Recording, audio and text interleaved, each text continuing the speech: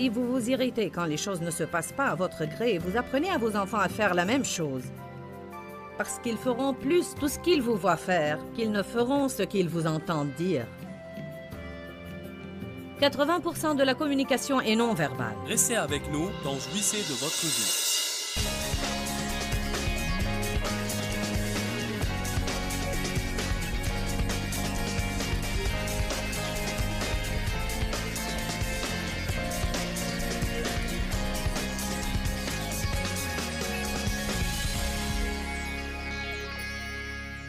Ésaïe chapitre 30, verset 15 dit: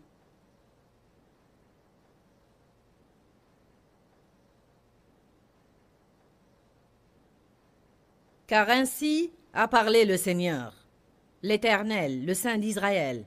C'est dans le retour à moi et le repos en moi que sera votre salut. Quand il parle de salut, je ne crois pas qu'il s'agit du salut de l'âme, mais je crois qu'il s'agit d'être sauvé de vos problèmes. C'est dans le calme et dans la confiance que sera votre force. Mais vous ne l'avez pas voulu.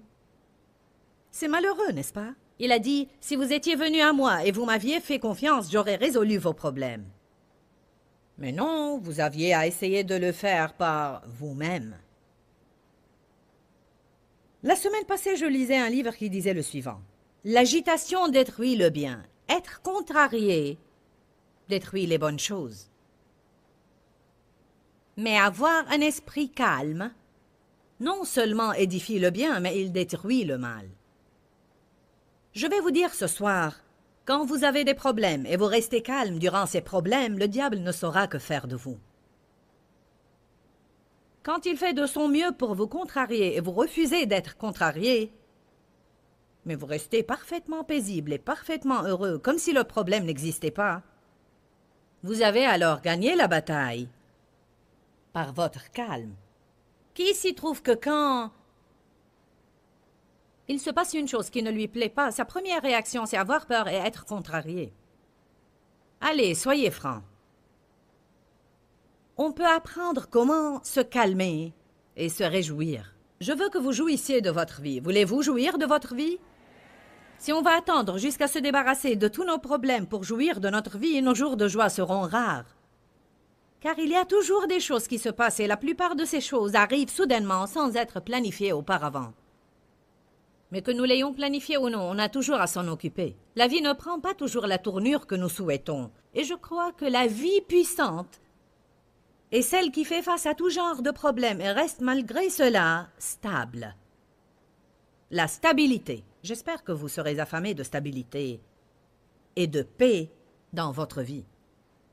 L'apôtre Paul a dit dans Philippiens chapitre 4, verset 11, « J'ai appris à être satisfait et content de l'état où je me trouve sans jamais m'inquiéter. Je sais vivre dans l'humiliation et je sais vivre dans l'abondance. Que j'ai ce que je veux ou non, je sais comment rester stable. » Je vais vous dire aussi que je crois que c'est un grand témoignage pour le monde. Et je crois que beaucoup de personnes vont vouloir ce que vous avez. Ils vont être jaloux de votre cheminement avec Dieu. Et ils vont vouloir en savoir plus s'ils voient que vous êtes toujours stable malgré tout ce qui se passe.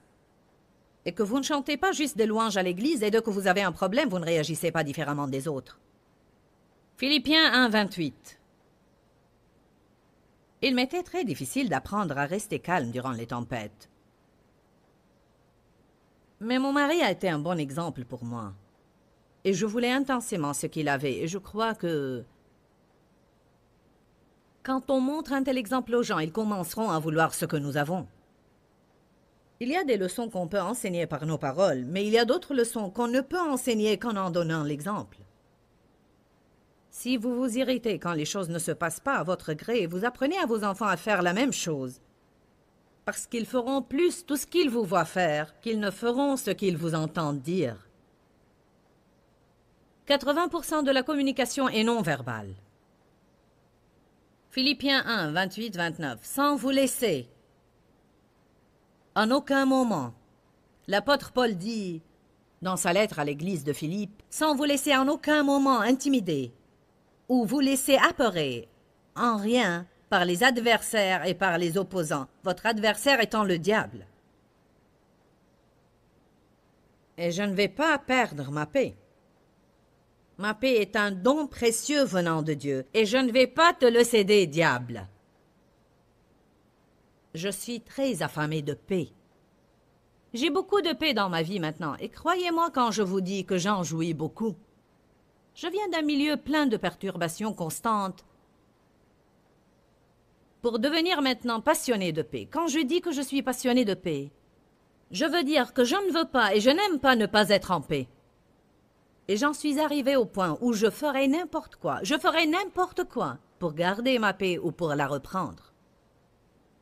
J'ai découvert que si je veux avoir la paix, je dois la poursuivre et la rechercher. Elle ne va pas tomber sur moi comme un fruit mûr qui tombe de l'arbre. Je dois moi-même faire la paix.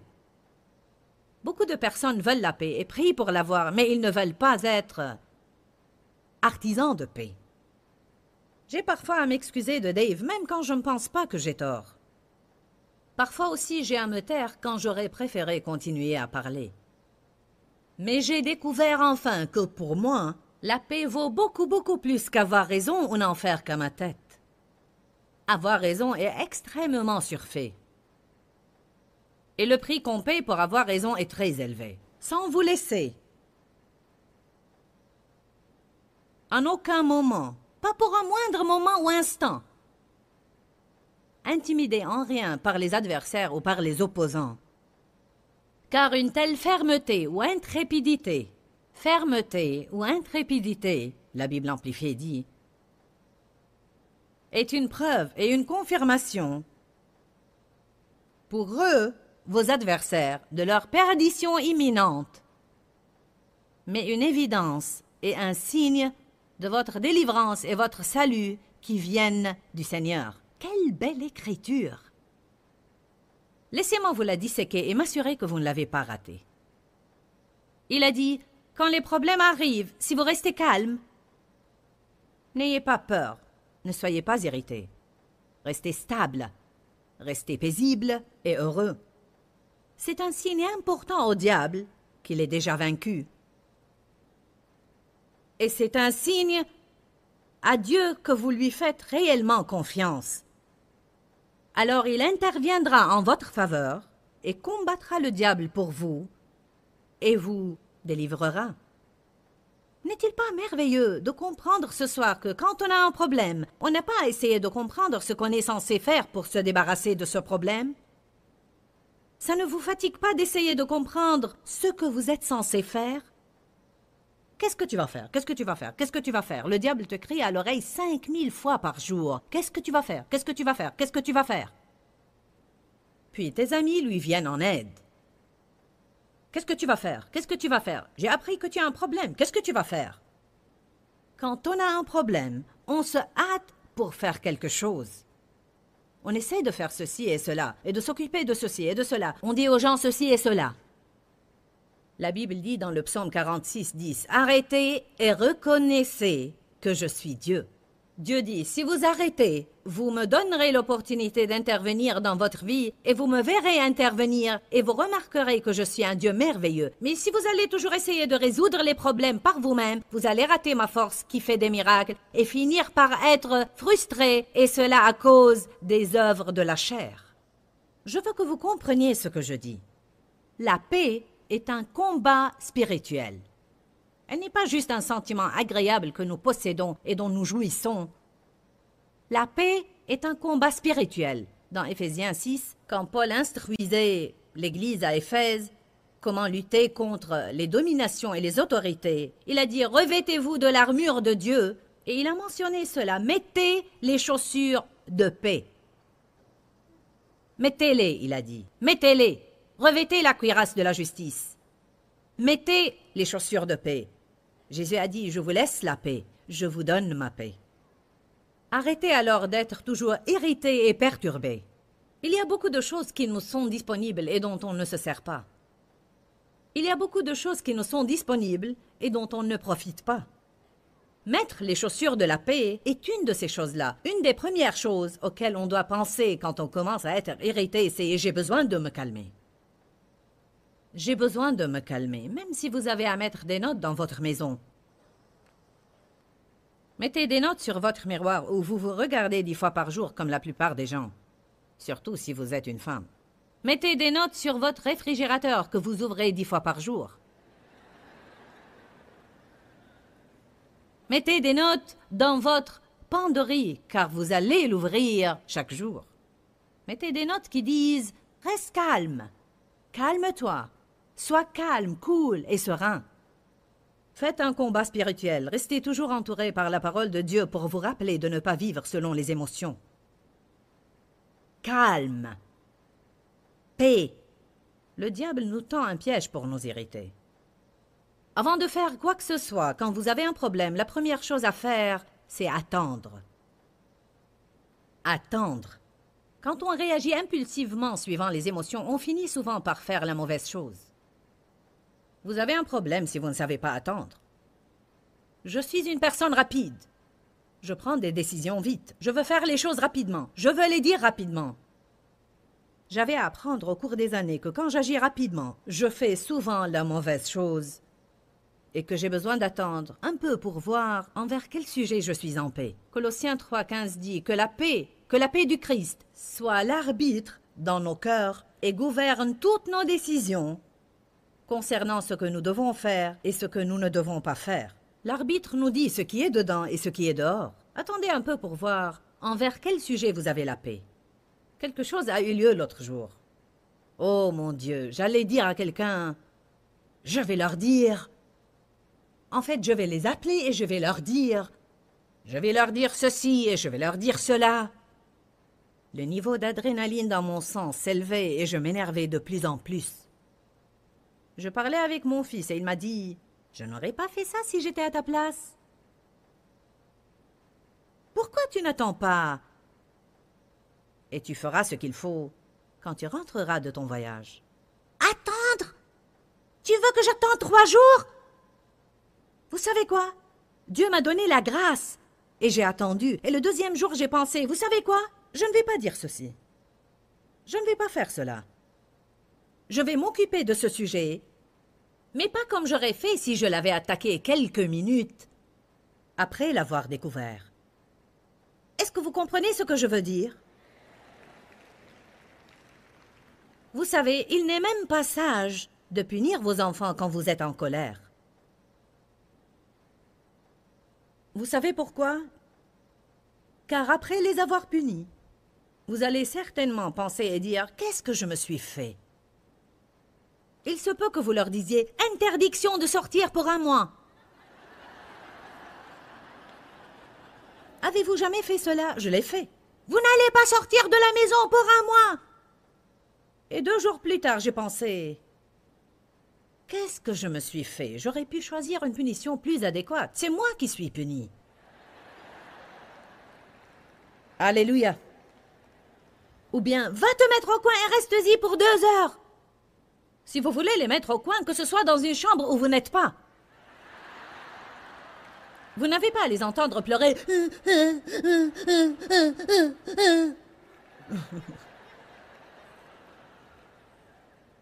Attendez et agissez avec sagesse.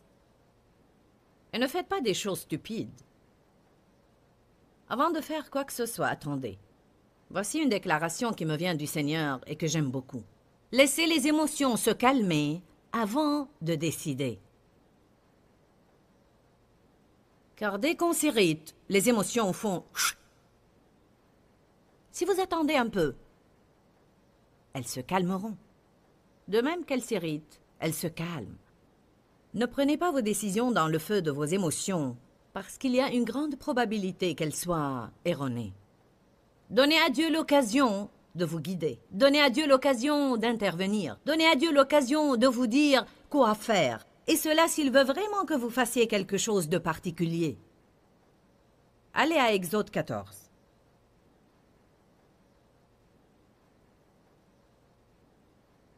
Je suis contente que vous êtes, chers téléspectateurs, en train de nous regarder à la télé. Et je veux que vous restiez à l'écoute pour entendre cet important message en entier. Car apprendre comment être calme et comment avoir la paix dans votre vie vous sera vraiment très bénéfique et vous donnera la force pour vaincre l'ennemi. Les Israélites étaient partis de l'Égypte où ils étaient esclaves et asservis. Et après que Dieu ait confronté Pharaon plusieurs fois, il a accepté de les laisser aller. L'Éternel n'a pas arrêté de lui dire « Laisse aller mon peuple !» Enfin, il les a libérés, après que plusieurs plaies les frappaient. Il est écrit dans le verset 8, « L'Éternel endurcit le cœur de Pharaon, roi d'Égypte, de sorte qu'il se lança à la poursuite des Israélites, qui étaient partis la main haute. Les Égyptiens les poursuivirent, et tous les chevaux, les chars de Pharaon, ses cavaliers et son armée, les atteignirent alors qu'ils campaient près de la mer. Les atteignirent alors qu'ils campaient près de la mer. Ils avaient l'armée égyptienne derrière eux et la mer Rouge devant eux. Vous parlez d'être dans une situation difficile. Vous parlez d'être dans une situation qui vous effraierait certainement.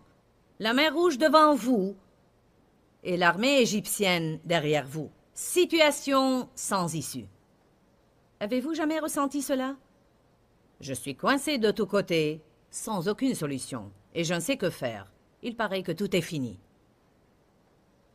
Alors le sentiment qu'ils ont eu en premier lieu, et c'est normal, c'est qu'ils ont senti la peur. Le verset 10 dit, « Pharaon approchait. Les Israélites levèrent les yeux, et voici que les Égyptiens les poursuivaient. Et les Israélites furent remplis de crainte et crièrent à l'Éternel. Ils dirent à Moïse, « Est-ce parce qu'il n'y avait point de tombe en Égypte que tu nous as emmenés pour mourir au désert? Que nous as-tu fait en nous faisant sortir d'Égypte? » Je veux que vous remarquiez que dès qu'ils furent irrités, ils ont commencé à rejeter la responsabilité de leurs problèmes sur Moïse. Parfois, Dave et moi, quand on est en retard pour aller quelque part, si l'un de nous s'énerve et se met en colère, « On doit sortir d'ici, on va être en retard !» Alors l'un de nous commence à rejeter sur l'autre la responsabilité de ne pas être prêt. Quand on est irrité, on commence à blâmer les autres. On ne veut pas prendre la responsabilité, on veut blâmer les autres. Alors les Israélites ont dit, « Pourquoi tu ne nous as pas laissés tranquilles? Pourquoi tu ne nous as pas laissés en Égypte? Ce que nous avions là-bas était mieux que ceci. » N'est-ce pas là ce que nous te disions en Égypte? Laisse-nous tranquilles, laisse-nous servir les Égyptiens, car mieux vaut pour nous servir les Égyptiens que de mourir au désert. Ils sont négatifs maintenant. Moïse répondit, n'ayez pas peur. Tenez bon. Soyez fermes, confidents et courageux, et voyez comment l'Éternel va vous sauver aujourd'hui. Il dit, tenez bon si vous voulez voir comment l'Éternel va vous sauver. Car les Égyptiens que vous voyez aujourd'hui, vous ne les verrez plus jamais. Faites attention au verset 14, s'il vous plaît. L'Éternel combattra pour vous. C'est le rôle de Dieu. Et votre rôle, c'est de garder votre paix et de vous tenir totalement tranquille. L'Éternel dit à Moïse, « Pourquoi cries-tu vers moi? Ordonne au peuple de se mettre en route. Après qu'ils se soient tenus tranquilles, ils ont entendu de Dieu ce qu'ils sont censés faire. Vous pouvez vous mettre en route, car je vais être avec vous.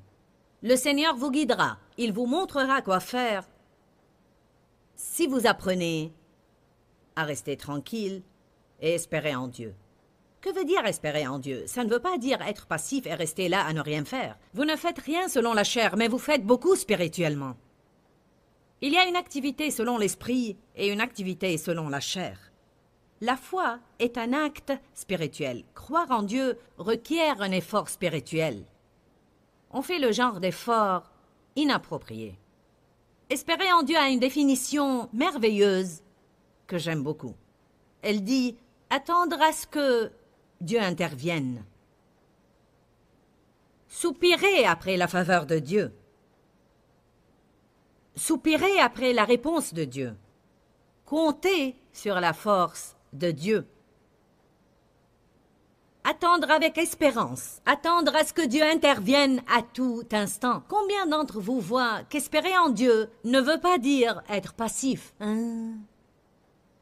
Que fais-tu? J'espère en Dieu. Mais non, je m'attends à ce que Dieu intervienne à tout instant. Je m'attends à un miracle de Dieu. Je m'attends à ce que Dieu me donne sa faveur et me donne ma percée. Je suis pleine d'espoir. Allez, enthousiasmez-vous pour ce que Dieu a planifié pour votre vie. Si vous avez confiance en Dieu, alors il promet d'intervenir dans votre vie. Il se peut qu'il ne fasse pas ce qui est juste à votre avis et selon votre moment choisi, mais la parole de Dieu promet que si on l'aime vraiment et on veut sa volonté, toutes choses concourront au bien de ceux qui aiment Dieu, ceux qui sont appelés selon son dessein. Quoi qu'il se passe dans votre vie, si vous restez plein d'espoir, Dieu fera quelque chose de spécial pour vous. Il est merveilleux d'espérer en Dieu. Vous savez, on attend quelqu'un qui va venir dîner chez nous au mieux qu'on s'attend à Dieu.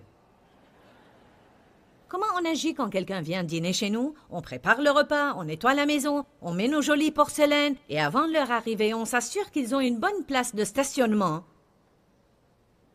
Et on attend.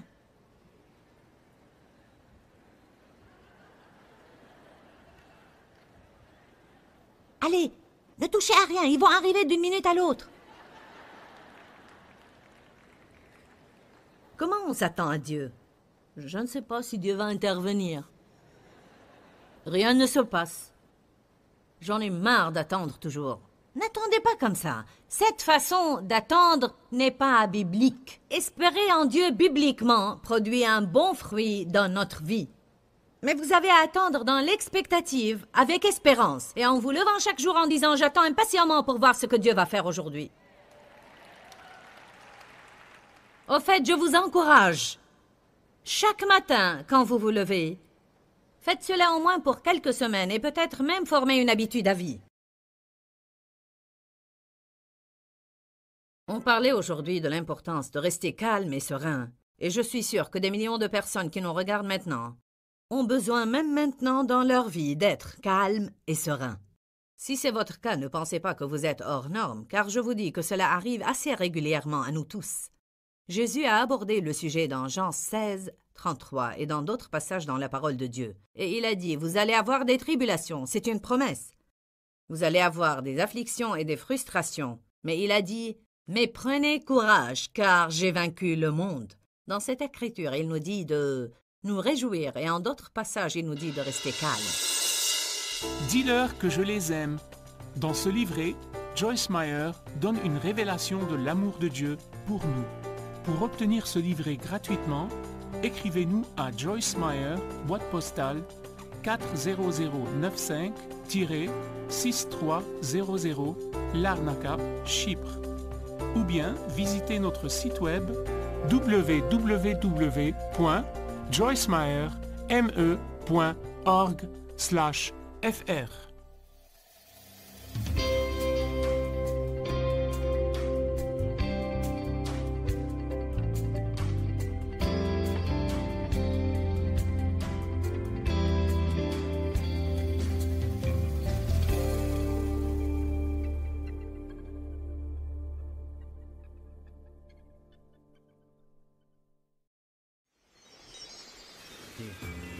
Pendant qu'on espère en Dieu, il faut qu'on continue à faire ce qui est juste. Quand j'ai un problème personnel, cela ne me donne pas le droit de lâcher et d'arrêter de poursuivre l'appel de Dieu pour ma vie. Restez avec nous dans Jouissez de votre vie.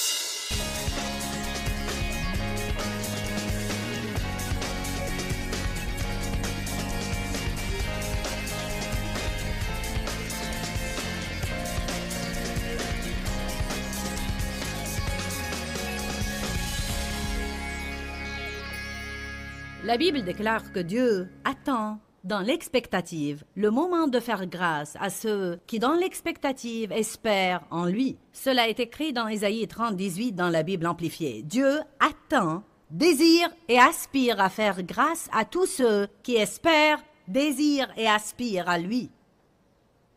Car Dieu dit, « Y a-t-il quelqu'un qui croit en moi?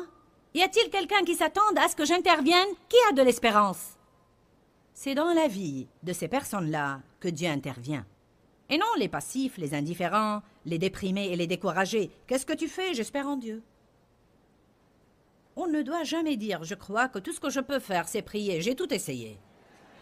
N'est-ce pas une déclaration stupide? Je crois que tout ce que je peux faire maintenant, c'est prier, j'ai tout essayé. Et je ne peux que prier, c'est ce que nous devons faire tout d'abord. Faites des prières pleines d'espérance et de foi. Et cela ne vient pas automatiquement. Il faut que vous parliez à vous-même. Je suis dans le ministère depuis plus de 27 ans. Et j'ai toujours à me parler à moi-même, à me forcer, à me lever et à adopter une attitude positive et réaliser qu'espérer en Dieu n'est pas une attitude négative ou une déclaration négative, mais c'est croire et s'attendre à ce que Dieu intervienne. C'est vivre avec enthousiasme et non pas vivre déprimé et vivre désespéré tout le temps.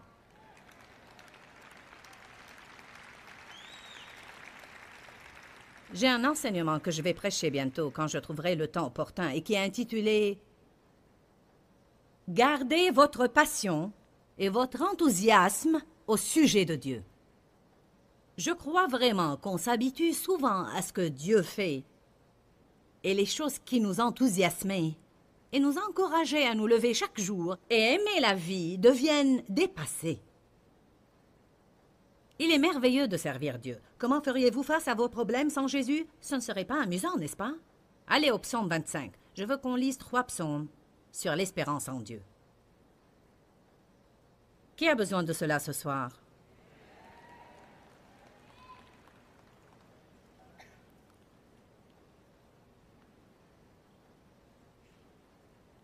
J'aime beaucoup le premier verset. En fait, je l'ai souligné en jaune dans ma Bible. Et je lis souvent le psaume 25. Il est écrit « Vers toi, Seigneur, j'élève mon âme ». C'est le premier pas. « Seigneur, je te donne ma vie. Ne lui donnez pas seulement votre argent, mais donnez-lui vous-même aussi. Il vous veut. Mon Dieu, je me fie à toi, et je me tourne vers toi, et en toi je mets ma confiance. Ne permets pas que je sois dans la honte, ou que mon espérance en toi soit déçue. Que mes ennemis n'exultent pas et ne crient pas victoire à mon sujet. Oui, aucun de ceux qui comptent sur toi et s'attendent à toi. Comment on est censé attendre? Aucun de ceux qui comptent sur toi et s'attendent à toi, dans l'expectative, ne connaîtra jamais la honte ou la déception. Ils seront dans la honte ceux qui sans raison ne sont que des traîtres. Seigneur éternel, montre-moi le chemin, enseigne-moi tes voies. Il dit pendant que j'attends en espérant, montre-moi ce qu'il faut faire. Si tu me montres ce qu'il faut faire, je le ferai car tu m'aideras. Mais si tu ne me montres rien, j'attendrai dans l'expectative jusqu'à ce que tu interviennes miraculeusement dans ma vie. Dieu peut faire en un instant ce que nous ne pouvons faire en 25 ans. La femme qui a témoigné ce soir avoir une douleur à la hanche depuis 21 ans. 21 ans de douleur continue, sur une échelle allant de 1 à 10. Elle a dit que sa douleur était au niveau 15, dépassant la courbe maximale. 21 ans.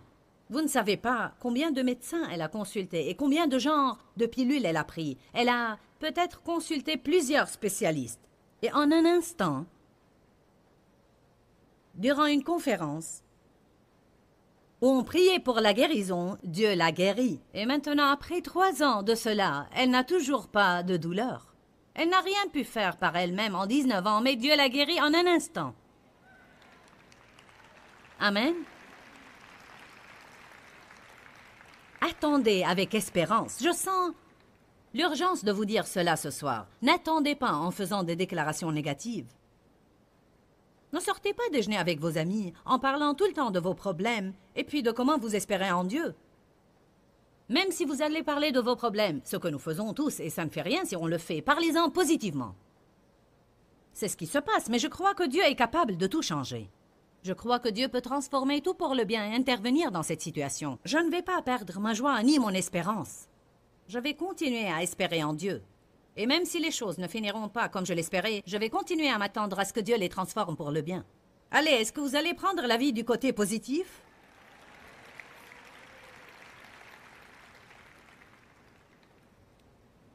Tout au long de ce psaume, David témoigne de sa foi en Dieu et non pas de sa peur. Il ne parle pas beaucoup de ses problèmes, mais il déclare en fait comment il est sûr que son espérance en Dieu ne le laissera jamais honteux et sans réponse. Allez au psaume 33, 22. J'ai été rempli d'enthousiasme quand j'ai lu ça. J'ai dit, oh Jésus, alléluia. J'ai crié à haute voix quand je l'ai lu. Ouh, c'est un beau verset. Que ta miséricorde et ta bienveillance soient sur nous, ô Seigneur, dans la mesure de notre attente et notre espoir en toi. Ouh, vous pouvez dire, ouh, c'est un beau verset. En d'autres termes, il dit, avec la même mesure que nous espérons en toi, Seigneur. Avec cette même mesure que ta miséricorde et ta bienveillance soient révélées dans notre vie. Si j'espère un peu en Dieu, je recevrai un peu d'aide. Si j'espère beaucoup en lui, je recevrai beaucoup d'aide. Nous devons également arrêter de mettre notre espérance dans les personnes, arrêter de mettre notre espérance en nous-mêmes et dans le système de ce monde. Et nous devons mettre toute notre espérance en Dieu pour qu'il fasse le nécessaire. Et si Dieu ne peut pas le faire, alors c'est sûr que je ne pourrai pas le faire. Le psaume 37-34 nous dit aussi quelque chose d'important. Il déclare, pendant qu'on espère en Dieu, il faut qu'on garde ses commandements. Vous ne m'avez pas entendu. Pendant qu'on espère en Dieu, il faut qu'on continue à faire ce qui est juste. Quand j'ai un problème personnel, cela ne me donne pas le droit de lâcher et d'arrêter de poursuivre l'appel de Dieu pour ma vie.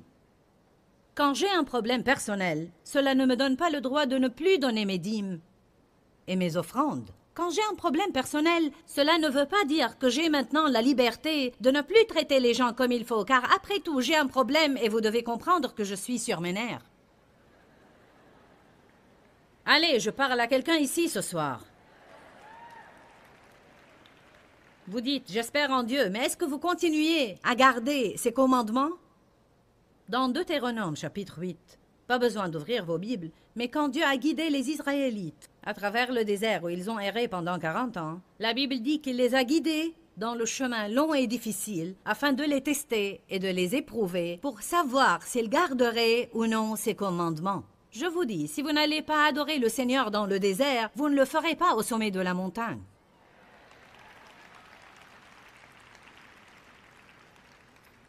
Espérez en Dieu. Ésaïe 40, 31 dit, « Mais ceux qui espèrent en l'Éternel renouvellent leur force. Ils prennent leur vol comme les aigles. » Quelque chose va se passer pendant qu'ils espèrent. Ils vont renouveler leur force. Mais ceux qui espèrent en l'Éternel renouvellent leur force. Ils déploient leurs ailes comme les aigles. Ils courent et ne se lassent pas. Ils marchent et ne se fatiguent pas. Et pendant que vous espérez en Dieu, vous vous fortifierez dans votre foi pour faire quoi que Dieu vous demandera de faire. Et au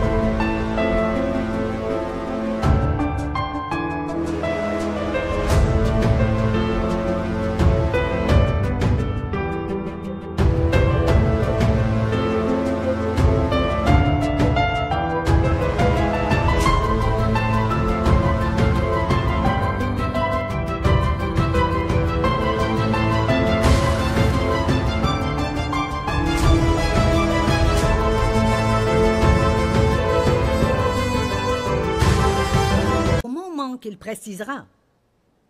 Si vous n'avez pas la force de Dieu en vous, ce qui arrive à beaucoup de gens, c'est qu'ils ne gardent pas leur foi forte. Et dès qu'ils ont un problème, ils se hâtent pour se fortifier dans la foi. Il serait très sage de notre part de passer une partie de notre jour en espérant en Dieu et dans sa présence et en disant « Je t'aime Seigneur, j'espère en toi, j'attends à ce que tu interviennes dans ma vie, merci de m'avoir fortifié, je ne sais pas ce qui va se passer demain Seigneur, mais je veux être prête en ce moment. » Je ne veux pas être mauviette, géniarde, négative et plaintive. Je veux rester calme, cool et sereine. Je veux rester stable. Si vous espérez en Dieu, il vous demandera de faire quelque chose, mais ça peut être quelque chose que vous ne voulez pas faire. Alors vous avez besoin d'être fortifié par le Seigneur pendant que vous attendez, pour que vous fassiez tout ce qu'il vous demandera de faire. Et s'il vous demandait de confronter une personne que vous ne voulez pas confronter, vous savez quoi? Beaucoup de gens ici n'aiment pas la confrontation. Vous essayez de fuir le plus loin possible de la confrontation. Mais Dieu veut souvent qu'on confronte les gens et qu'on confronte le mal dans notre vie. Et si Dieu vous demandait de continuer à faire une chose à laquelle vous voulez échapper? Et si Dieu vous demandait d'abandonner une chose à laquelle vous voulez tenir? Vous avez besoin de force pour faire cela. Et si vous étiez dans une mauvaise relation? Et si vous teniez à une relation d'amitié avec quelqu'un? Ou une relation amoureuse qui vous entraîne de plus en plus dans le mal et dans le péché? Mais vous êtes attaché à cette relation émotionnellement. Votre âme est liée à la sienne dans cette relation. Vous craignez d'être seul. Et si Dieu dit ce que vous devez faire, vous avez espéré en moi, et maintenant vous êtes convaincu dans votre cœur que vous devez oublier et abandonner cette relation, car en fait, elle empoisonne votre vie. Mais rien en vous ne veut cela. Vous avez besoin de la force et de la grâce de Dieu pour le faire. Et si Dieu vous demandait de rester avec quelqu'un avec qui vous ne voulez pas rester? Et si tout ce qui est en vous veut dire « Sors d'ici tout de suite ». Tu m'entends? Sors d'ici. Je ne veux plus te supporter un jour de plus. Et si vous étiez comme Agar dans Genèse qui s'était enfuie devant Sarah car celle-ci l'a maltraitée, et l'ange de Dieu l'a rencontrée dans le désert et lui a dit « Retourne chez ta maîtresse et humblement sois lui soumise. Retourne chez elle !» Je parle avec quelqu'un ce soir. Et si Dave avait perdu tout espoir en moi au début de notre mariage, je n'étais pas facile à vivre. J'avais beaucoup de problèmes dans ma vie. Beaucoup de problèmes. Et ce n'était pas tout de ma faute car j'ai été maltraitée et j'avais du mal à savoir qui j'étais, à plus forte raison comment agir. J'avais besoin d'aide. Vous savez quoi? Il se peut que Dieu vous assigne la responsabilité d'aider une personne qui serait une écharpe dans votre chair au début. N'avez-vous pas prié pour que Dieu se serve de vous? Si, mais ce n'est pas ce que je voulais dire. Salut, je parle à quelqu'un ce soir. N'avez-vous pas prié pour que le Seigneur se serve de vous? Seigneur, laisse-moi aider quelqu'un. Vous savez, on veut aider les personnes agréables. On veut aider les personnes qui réagissent rapidement en nous rendant notre amour. Et si Dieu vous demandait de rester dans un endroit où vous ne voulez pas rester, ou de quitter un endroit où vous voulez rester, et si votre patron vous rendait fou, mais vous êtes la seule lumière et la seule espérance dans ce lieu obscur, et vous voulez plus que tout quitter ce lieu, mais Dieu vous dit « Je veux que vous y restiez. » Allez. Seigneur, je veux que tu te serves de moi, mais seulement si c'est confortable. Et si vous espérez en Dieu pour qu'il vous donne votre percée, et il vous dit « Je veux que vous alliez et fassiez la paix. » Seigneur, je prie pour la paix. Non, je veux que vous alliez faire la paix. Je veux que vous preniez l'initiative de parler à cette personne qui vous a fait du mal et vous a maltraité.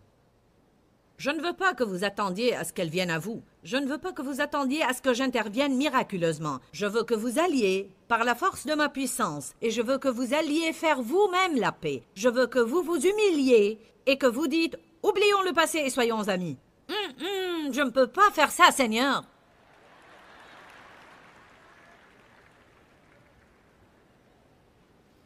J'ai déjà découvert que mieux vaudrait que je m'humilie et que je m'excuse auprès de quelqu'un que de rester dans le désarroi. Et si Dieu vous demandait de semer des graines pour avoir votre percée ou de donner quelque chose que vous voulez garder? J'ai prié pour quelque chose de particulier, pour une longue période. Je sais de quoi je parle. Parfois, vous oubliez quelques principes que Dieu vous a appris. Je donne mes offrandes régulièrement et la protection de Dieu est sur moi grâce à cela. Mais il m'arrive parfois d'avoir besoin d'une percée spécifique dans un domaine. Et que Dieu me révèle que pour récolter, il faut que je sème une graine spéciale, qui doit être à chaque fois quelque chose qui m'est très important. Et non pas quelque chose dont je n'aurai pas besoin de toute façon.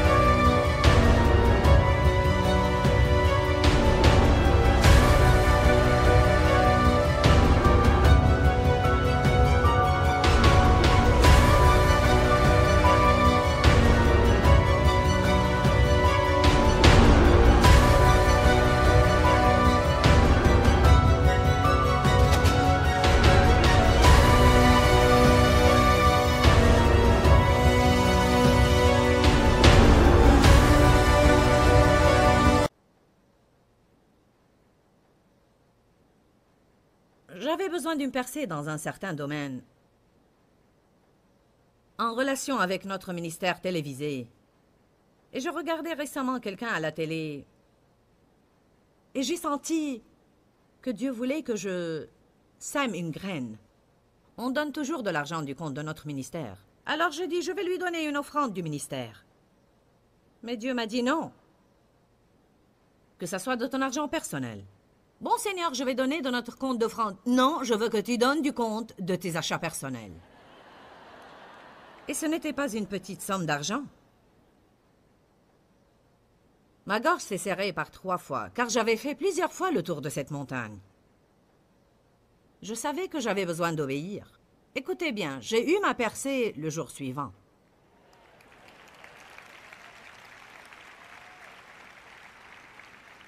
Et maintenant, j'espère en Dieu régulièrement. Peut-être que si je n'espérais pas en Dieu quand il m'a demandé de faire ce que je ne voulais pas faire dans le naturel, je n'aurais pas eu la force de le faire. Tous ceux qui espèrent en l'Éternel renouvellent leur force. Et ainsi, quand Dieu vous demande de faire quelque chose, vous serez capable d'obéir et de faire ce qu'il vous a demandé. Et si vous avez entendu le Seigneur dire « Attendez-moi un peu plus », je ne veux plus attendre. Je crois en réalité qu'on montre par notre calme qu'on fait confiance à Dieu. Allez à 2 Timothée chapitre 4, verset 2. Est-ce que vous tirez quelques leçons de cet enseignement?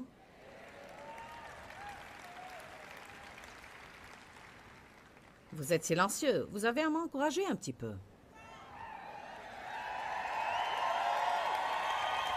Oui, c'est mieux comme ça. Je me sens mieux maintenant.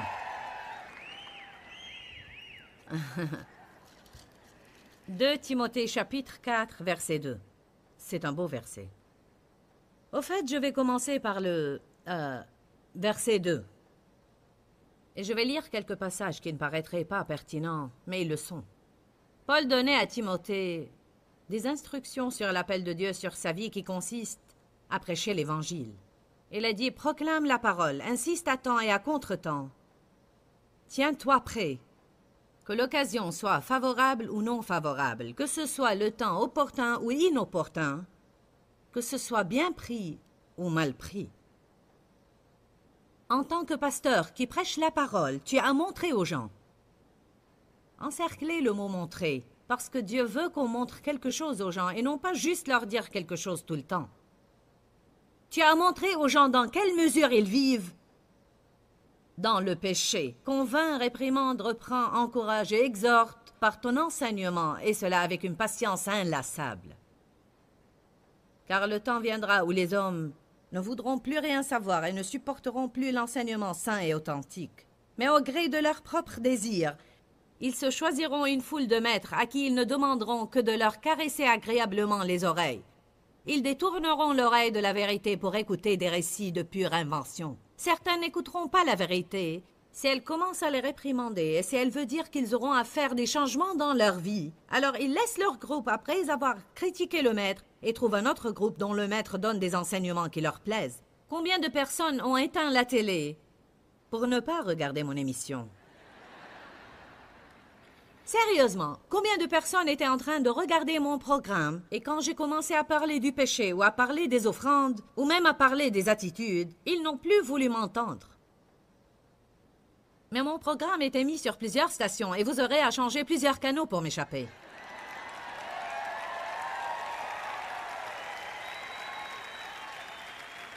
Car vous changez de canal pour regarder un autre et me voici de nouveau. Parfois, les gens me trouvent même quand je ne suis pas à la télé. À minuit et en d'autres temps aussi.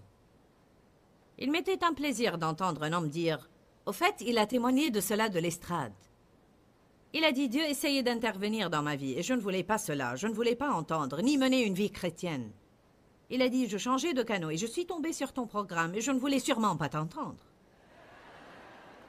Pour qui elle se prend? Une femme audacieuse qui écrit après tout le monde pour leur dire ce qu'ils doivent faire. Il a dit, j'ai essayé de changer le canal, mais en fait, je n'ai pas réussi. Et il a ajouté, ça doit être la batterie. Alors je me suis levée et j'ai changé de batterie, mais sans résultat. En réalité, le seul bouton qui marchait dans la télécommande était celui qui augmentait le volume.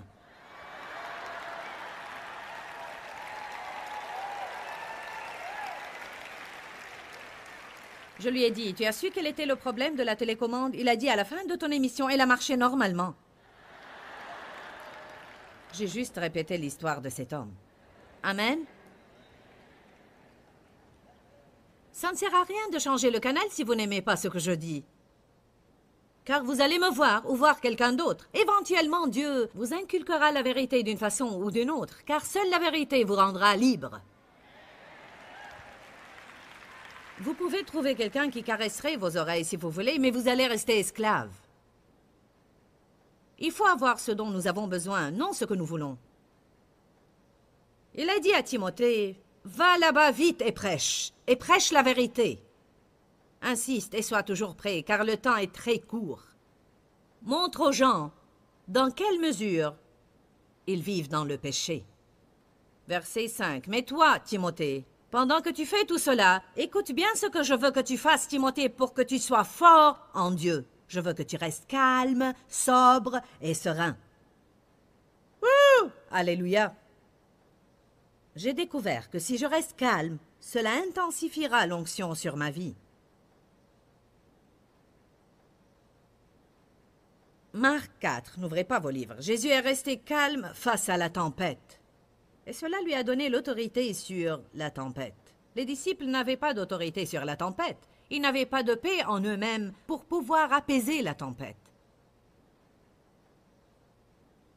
Ça ne dépend pas non plus de ce que nous faisons extérieurement. Il s'agit de notre paix intérieure et de notre sérénité. 1 Pierre 3 dit que Dieu se réjouit dans l'esprit doux et paisible qui n'est ni inquiet ni tourmenté. Planificateur, attention! Car quand vous faites votre beau petit plan, votre petit plan parfait pour un jour parfait ou pour une semaine parfaite, préparez-vous alors à voir vos plans bouleversés. Parce que les parfaits petits plans en général réussissent rarement. Dieu m'a dit quelque chose que je veux partager avec vous et je crois que si vous me comprenez bien, combien d'entre vous sont de grands planificateurs? Bien, beaucoup de personnes. J'ai une de mes filles qui ne planifie pas et une autre qui planifie chaque seconde de la journée. Devinez laquelle est en paix, celle qui ne planifie pas. Elle dit « Que sera, sera ». Béni soit Dieu. Qu'est-ce que tu fais, Laura? Rien, je peux venir, bien sûr. Dieu nous a créés différents les uns des autres et nous sommes constitués différemment pour des appels différents. Et personne n'a à s'excuser pour ce qu'il est. Mais parfois, notre plus grande force devient aussi notre plus grande faiblesse. Il se peut que votre plus grande force devienne le facteur dont Satan se sert pour vous attaquer. Je crois sans aucun doute qu'il faut planifier, car ceux qui ne planifient rien sont souvent ceux qui n'accomplissent rien. Alors j'ai toujours des plans. Voilà ce que Dieu m'a dit, rappelez-vous de cela. Faites un plan, et puis prenez ce plan dans la prière et offrez-le à Dieu comme un sacrifice. En d'autres termes, maintenant, Seigneur, j'ai mon plan et c'est ce que je veux voir se passer aujourd'hui, cette semaine ou durant ces vacances ou n'importe quand. On parlait aujourd'hui de l'importance de rester calme et serein. Et je suis sûre que des millions de personnes qui nous regardent maintenant ont besoin, même maintenant dans leur vie, d'être calmes et sereins. Si c'est votre cas, ne pensez pas que vous êtes hors norme, car je vous dis que cela arrive assez régulièrement à nous tous. Jésus a abordé le sujet dans Jean 16, 33 et dans d'autres passages dans la parole de Dieu. Et il a dit, vous allez avoir des tribulations, c'est une promesse. Vous allez avoir des afflictions et des frustrations. Mais il a dit, mais prenez courage, car j'ai vaincu le monde. Dans cette écriture, il nous dit de nous réjouir et en d'autres passages, il nous dit de rester calme. Dis-leur que je les aime. Dans ce livret, Joyce Meyer donne une révélation de l'amour de Dieu pour nous. Pour obtenir ce livret gratuitement, écrivez-nous à Joyce Meyer, boîte postale 40095-6300, Larnaca, Chypre. Ou bien visitez notre site web www.joycemeyer.org/fr.